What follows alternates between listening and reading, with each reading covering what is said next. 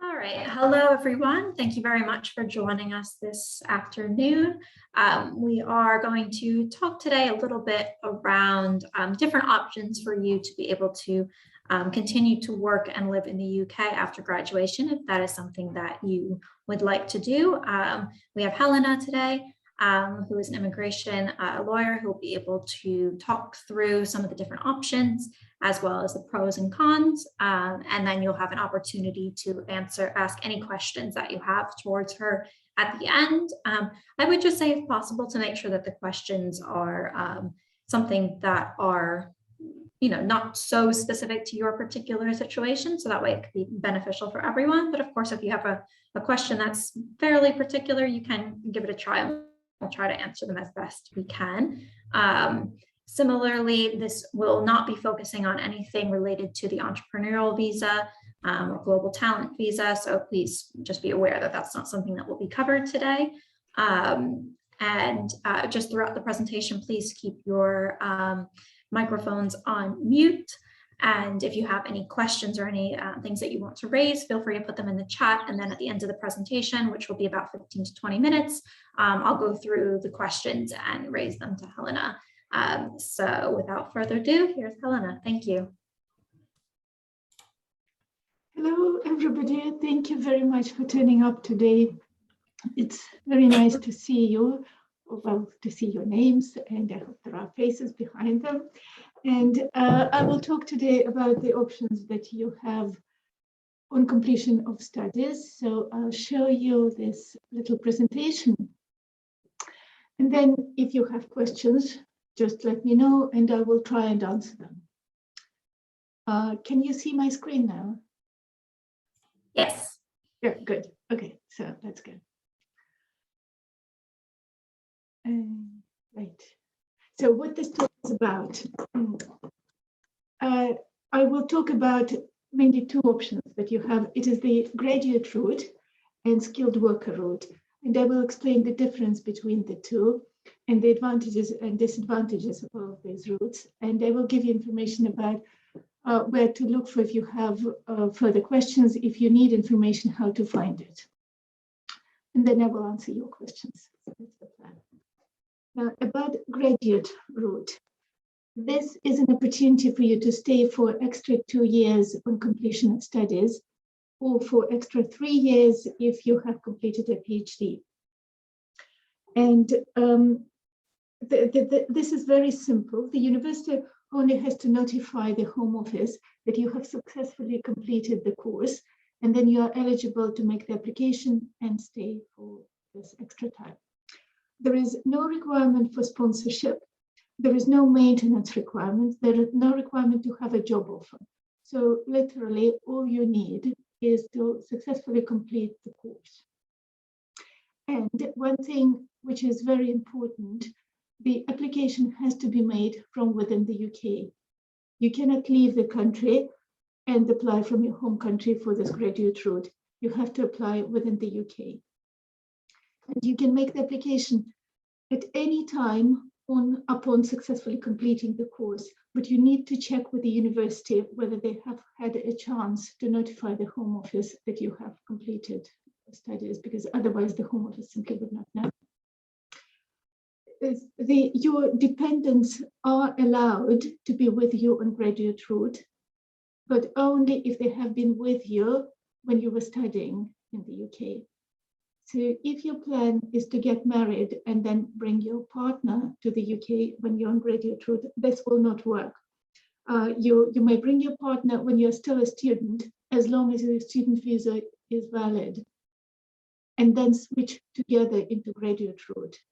But you cannot bring dependent to graduate route if they were not with you at the time when you were a student. The advantages and limitations of graduate route. Well, one of the advantages, well, the main advantage is that it is so flexible. You can do actually anything you want. You can work in any profession, you can change jobs, you don't need sponsorship, there is no minimum pay, there is no minimum hours. If you want to travel, you can be out of country for as long as you want to. And again, if you don't want to work, you don't even have to work. So you're free to do whatever you like. There are no restrictions, literally. But the time that you spend on graduate route does not count towards settlement.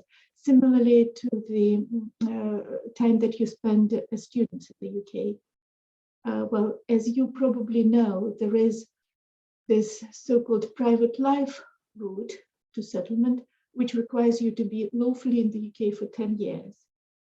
Towards those 10 years, both your time as a student and your time as graduate would count.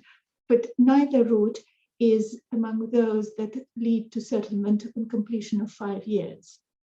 So if you want to stay in the UK permanently, then graduate route will not lead to completion of 10 years of lawful residence, then you do need to find a sponsored route or something else that will allow you to stay, a route that would lead to settlement in the UK.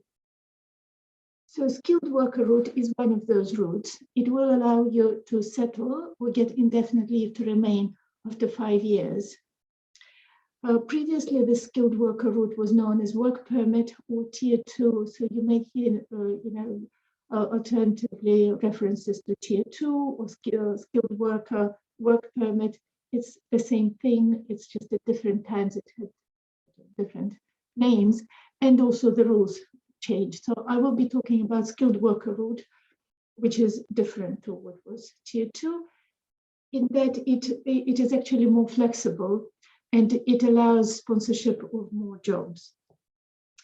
What's needed for a skilled worker? You need a sponsor, and the sponsor is actually the employer who offers you a job. This employer has to have a sponsor license.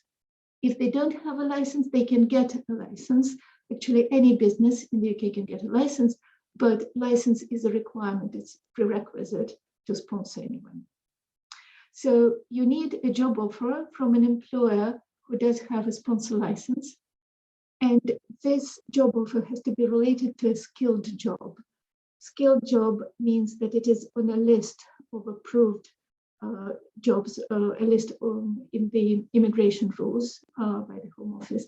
So it doesn't have to be anything sort of in a managerial position or anything particularly sort of requiring particularly high skills, but we'll talk about it. There is a separate slide about what's described as a skilled job. Just remember that it has to be a certain level of skills. It has to be paid at the right level. And again, there is a minimum threshold for each occupation. So you have to be paid at a certain level. There is no residential labor market test. That means that you compete for the vacancies on a par with everybody else, British citizens, people resident here. If there is a vacancy and you fit, the employer can sponsor you. They don't need to show that they couldn't find a worker in the UK or somebody who's settled in the UK. And you can apply for skilled worker visa either from the UK or from overseas. Again, it doesn't matter. It can be, you can leave the UK and make the application for skilled worker from abroad. And well, as I said, this route does lead you to indefinite leave to remain after 5 years of sponsorship. So any UK business can be a sponsor. In order to become a sponsor, more or less, they just need to show that they have a genuine vacancy and that they want to sponsor you for the vacancy. Then they need to apply for a license. If they already have a license, what they need is to have an allocation or certificate of sponsorship that they can assign to you.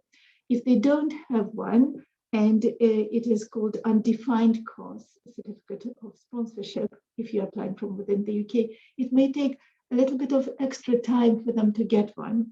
So when you're discussing with the potential employer the possibility of getting you sponsored, do take the time factor into consideration because if they don't have a license, they can certainly get one, but it may take a few weeks. And if they have a license, but they don't have a certificate of sponsorship available that they need to that they may assign to you straight away, they need to apply for one. And again, it may lead to some period of wait. There is a list of registered sponsors, and you will have the slides, and you can follow this link. This is not for you to kind of go through this list. It's a very, very long list. There are lots and lots of companies who have sponsor license. But it's really not for you to go through all of them and try and find employment or who will recruit you. It is actually that if you know of a job vacancy that is of interest to you, you can go to this list and check if this company has a sponsor license. And be aware that there are sponsors with A-rated license and B-rated license. Be very careful about sponsors who have B-rated license, because that means that they may be under investigation. It means that they had some issues in the past. And it sometimes happens that if license is suspended for the sponsor, the employee, who is absolutely faultless in this situation, cannot get the indefinite leave to remain or visa extension simply because the employer, the sponsor, is investigated by the Home Office. And so if you see that the potential sponsor is B-rated, it is something for you to bear in mind and to speak with them, see what they're doing to sort things out, and think, twice before you go ahead with somebody who has B-rated license. When you're looking for jobs, my recommendation is look for suitable vacancies. First, find the vacancy, find the employer who you want to work with, and then check if they have the license or not. And as I said, not having a license is better than having a B-rated license. Salary requirements for skilled worker route. The general threshold for skilled work is 25,600 per year. But recent graduates have a concessionary rate, so you can be paid a bit less than that. The general threshold for the so-called new entrants will be 20,480 per year, or 70% of the going rate for the specific job that you're applying for. And Appendix Skilled Occupations lists the going rates for specific jobs. So as I said, there are two thresholds. One is the general threshold, below which no salary can be, there can be no sponsored salaries. And then each individual profession would have its own minimum threshold. It cannot be, sometimes it is listed as lower than the general threshold, then general threshold applies. If it is higher than the general threshold, then obviously this higher level is applicable.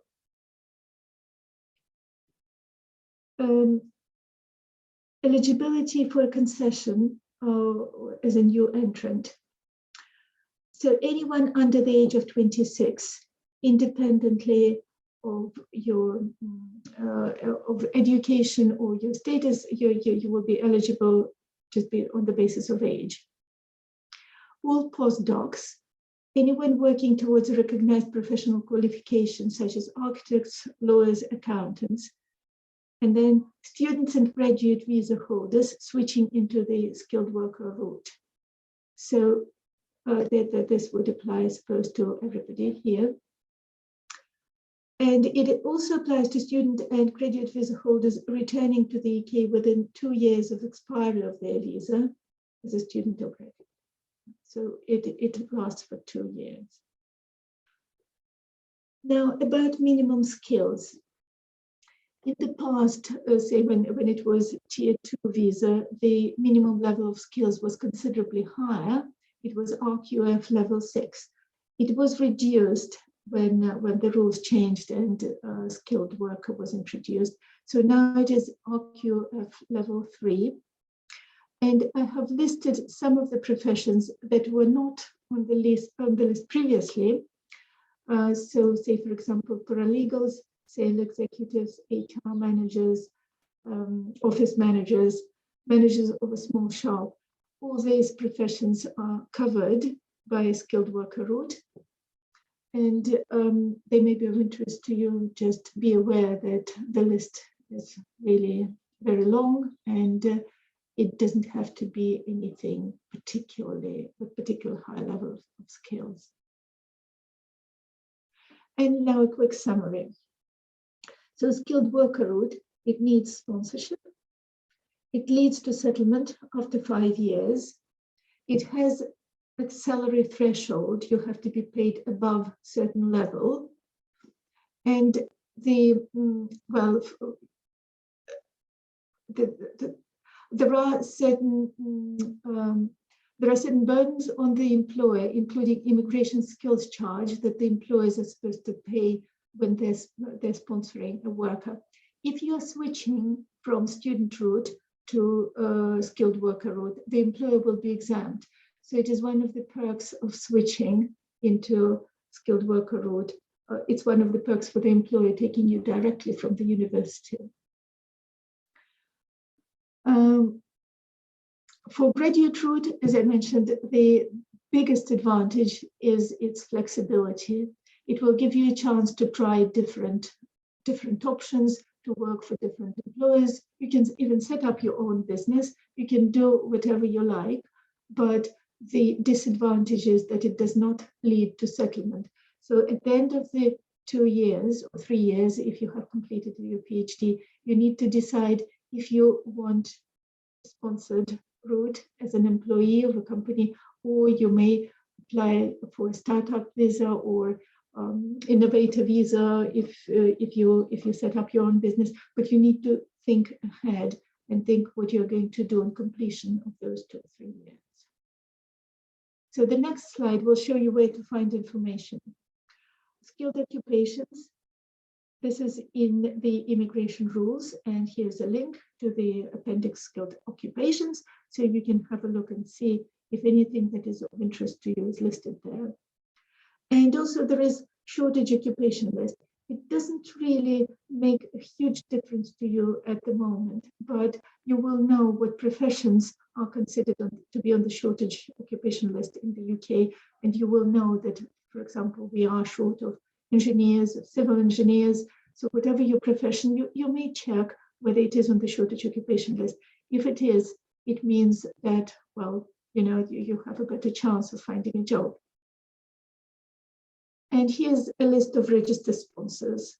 So that is for you to check if the prospective employer has the license. If they don't have a license, it doesn't mean that they can't get it. When they do get it, they will be added to this list, and this list is updated virtually every day. And this is, well, where we are. And if you need help switching into any immigration category with any immigration questions, whatever needs you have, just get in touch. And I'm sure you will get the slides and you will know how to find us. So that's the end of my presentation. And if you have any questions, do let me know. Thank you very much. That was such a useful, useful presentation to be able to listen to. So for the students, if anyone has any questions while we have Helena here, it'd be great if you want to ask anything, just put it into the chat. I just see someone made a comment saying that actually, let me pull out the chat separately so I can take a look at it bigger. So someone just said that currently, sorry, something got a bit funny on my screen. Okay. That the London has a lot of technology growth, which is really good. So hopefully that will help if you're into technology. Yes, I definitely agree with that. It's a good field to be going into. Can we please have access to the presentation? You said that you were going to be able to share that. Yes, of course, I will share the slides. Yes, absolutely. Great. So then I think Diana, will be able to share that with all of the people who are joining, and also the recording as well, I believe. Is that right, Diana? Yes, that's correct. All right, great. Can you please say how much is the immigration skills charge? It is £364, if I'm not mistaken, for small businesses. That's per year per employee. So if you are sponsored for 5 years, that would be 364 times 5, because the employer will be paying for the full period of sponsorship. If it is a large business, then it is £1,000 per year per employee. And does the logistics industry come under the skilled route? Yes, well, it's not so much the industry, it's the positions within the industry. So it really depends what you're going to do there. The recording of the session, as we mentioned, Diana will send it out to all of those who signed up for this. Someone asked specifically about growth and job prospects for a particular area. What I would just say with that is that you would probably need to speak to your careers consultant. So if you are curious about kind of how to find roles, that would be more of something you would want to book an appointment with a careers consultant. Diana, would you mind dropping the link to make an appointment in the chat box when you have a moment? Can we start working full-time by the end of final exams? So yes, yeah. So you can work full-time outside your term time. So you need to check with your university when officially your term time ends. Yeah. And then you can work full-time. Yes, absolutely. Yes. Now the immigration rules are being amended. Well, I think it's just for the sake of clarity. They're putting a new provision which explicitly says that people who are applying for graduate route can be working full-time for their prospective employer without waiting for this visa to be approved. I don't see it as a change, but at least it is that. Definitely. And I'll pop into the chat. Sorry, that needs to go to everyone. I'll pop in the chat kind of the university's right to work policy so that students can have that access as well. That might be helpful to clarify some of that.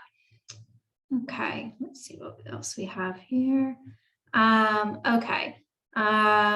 On the skilled worker route, can I bring in dependents? So let's say I'm on the graduate route and then find a job and I want to switch. Actually, sorry, I think that's a separate question. The skilled worker route, can you bring dependents? Yes. All work-related routes allowed to have dependents. Great. And so if they apply for the graduate route and they find a job that they want, can they then switch to the skilled route? How does that work? Yes, at any time, but you cannot go back to graduate route. You can only have graduate visa once, even if you haven't spent the full 2 years. Okay. And I'm currently taking a postgrad course online outside of the UK for my home country. In this case, would I be eligible for the graduate route after completion of the course? That is something that I do not know. It really depends on the status of the course, because there are some provisions now for remote studying, but you need to check specifically for this course. I don't know, sorry. Yeah, from my understanding, you do need to physically be in the UK. But yes, it's a good question to find out particularly. If someone doesn't have a concrete job offer upon graduation, is the ideal way forward to opt for the graduate route followed by the skilled worker route? If the long-term goal is indefinite leave to remain, will the 10 years count from the start of when the skilled worker route starts? When does the 10 years start? No, the 10-year route, 10 years would start from the beginning of your lawful presence in the UK.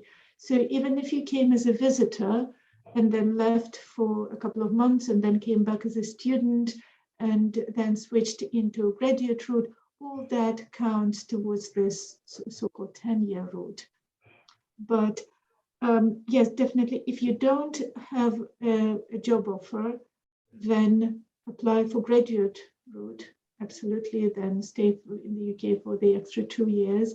And when you know that this is the employer you want and you're likely to stay with them in the foreseeable future, then go for skilled work. Definitely. And from experience from the students I know who have been sponsored, most of them worked with the company either in a placement role or in the graduate role, and then they were then sponsored once they had worked with the company for a little bit of time. So it's a great option to do that. The presentation was very informative. Thank you. I would like to ask if I can work in a different industry from what I had studied if I decide to go for the skilled worker route. Absolutely, yes. It's not related to your studies. And similarly, in graduate route, you can try different jobs and skilled work as well. It doesn't have to be related to your studies. Great. Is it possible to work self-employed in the UK during the graduate route, post-study work visa? Yes, during the graduate route, it is possible, but not as a skilled worker. Okay, and can they remain in the UK on the post-study work visa? Can they remain in the UK after the post-study work visa to become self-employed? Yes, there are different ways, but it's a bit more complicated at the moment because there is no entrepreneur visa that would allow you to stay, well, just as an entrepreneur. So you either need to be a startup, but you need an endorsement for that, or you need to be classed as innovator, but that means that it would have to be, again, endorsed as a business that has shown certain growth and development. So yes, it's not as straightforward as it could be. Thank you. So someone is asking about when to apply for their specific course. But just generally, they would need to wait until the university has confirmed that they've successfully completed their course, which for all students, they would be informed of that on eVision. So students should be notified of that, but it should be available on eVision to state when the university has confirmed that they've successfully completed their course. So students should take a look out for that when that happens. Typically, it happens a couple of months after their course end date. Okay, let's see. End of term time means the summer and winter breaks during the course. So the term time clarifications are on that link that I sent. So I sent it at 4:25. So if you can go back into chat to the 4:25 link, I know someone had asked, but the term time for master's students or for undergraduate students are all different. So I would recommend that you take a look at the link in particular to be able to understand when your term time is based on your course according to the university. But are we required to finish our dissertation before we go and work for full time? Again, I'll just take that because it is clarified in the rules that I linked earlier. So do take a look at that link because that really clarifies when you're able to work full time based on the term time definitions. What documents will I need to add as part of the post-study work visa application? Particularly if I was fully or partially funded by a private government scholarship agency? Now, generally, you will need permission if you were funded by a government agency that they don't mind if you stay in the UK for this extra time. You don't really need anything. Well, you need your degree certificate.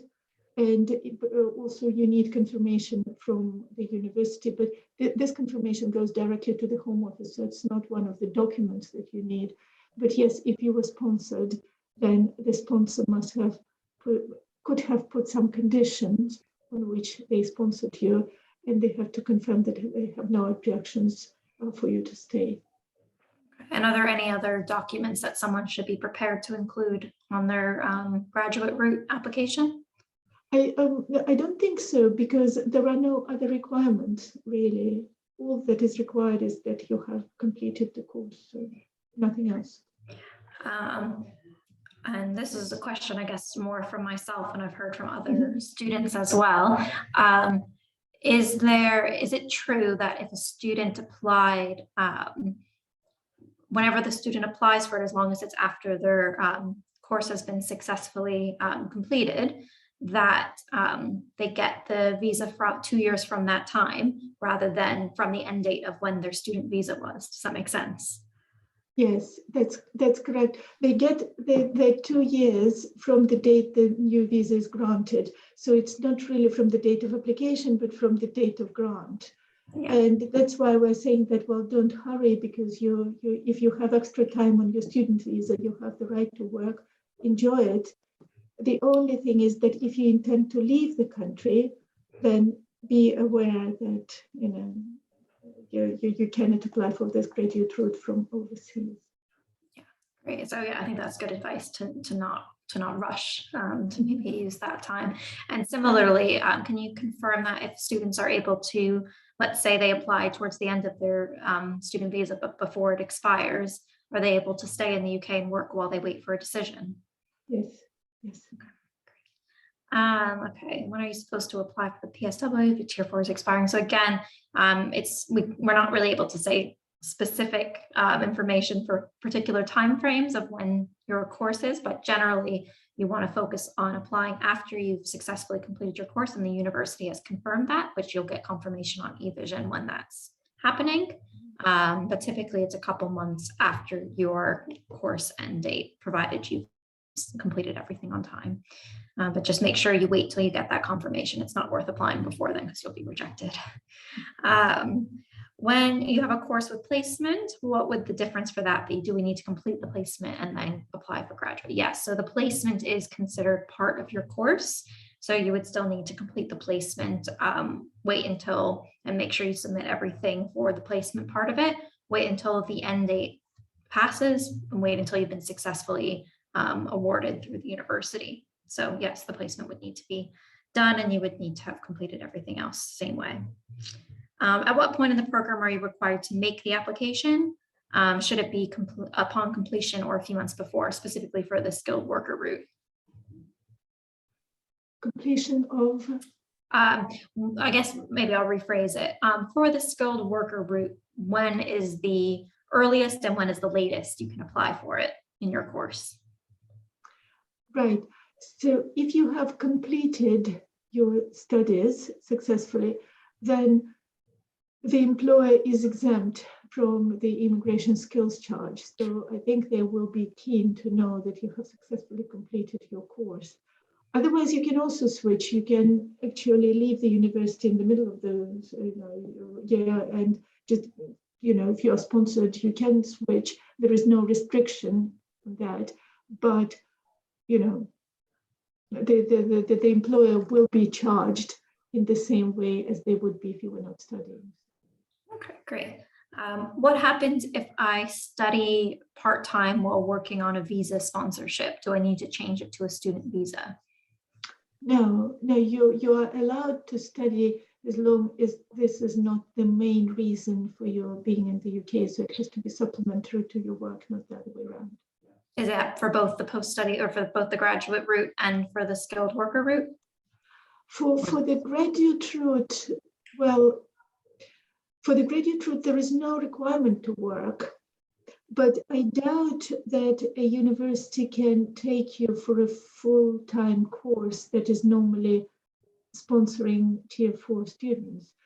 So, and I don't really see the reason why you would want to spend time on graduate route for something that's covered by Tier 4 or student route. Yeah. Someone asked specifically about the visa ending in October 2022 and the university hasn't released the grade. So if their visa ends and the university hasn't confirmed that they've successfully completed their course yet, are they able to apply prior to their student visa ending, even if the university hasn't confirmed it yet? Well, I think it would be a real problem. I think it would be best actually if the university contacts us and tells us that, look, we're going to have this massive issue, because clearly students are coming to the UK on expectation that they will be allowed to stay on completion of studies. And if the university is at fault, then maybe they will write to the Home Office and explain things, because it's a very difficult situation for students. You cannot make the application before you have it. And yes, no, it is a problem. So I would recommend, for the student maybe who mentioned about the October 2022, to contact the TPO that they work with, because they're the ones who manage kind of when the course is successfully completed, they handle that side of it. So if you contact TPO to say that this is something you're concerned about, then hopefully they can support you with what to do in that situation. Okay, from your professional experience, do you think the graduate route will be removed again? I can't decide whether to apply for my master's or after my PhD. I haven't heard of any intention to remove the graduate route. I really don't see why it would be removed. So I think you're reasonably safe. Great. We've gotten to the end of the questions. I'll give it another 30 seconds or so in case anyone has any last questions. We can finish that off. No? Okay, great. I think that's everything then. Thank you very, very much. Do you want to pop your email into the chat, the email that they should contact if they did want to kind of have a more in-depth personalized chat? That would be really good. So everyone has that. It is, I will put, and because we recently had problems with emails, I will put another one, which is consultants@gmail.com. I think that's the most reliable one at the moment, because for some reason our info email address sometimes doesn't get the emails. Yes, yeah. So the first email is on the presentation, so that will be shared with everyone. But I definitely recommend taking a note of the emails that were just mentioned as well, just so you have that in case there's any issues. So yes, you obviously you can consult any immigration lawyer that you like. We're not, endorsing anyone in particular, but of course you're also welcome to contact Helena should you want to. Okay, great. Everyone's saying very positive things. Thank you very much, everybody. Thank Fantastic. you for being here. And if there is anything that you wanted to ask and forgot, just send us an email. All right. Thank you very much. Thank you for your time. And again, the recorded video will be sent out later. Thank you. Have a good night, everyone. Bye-bye.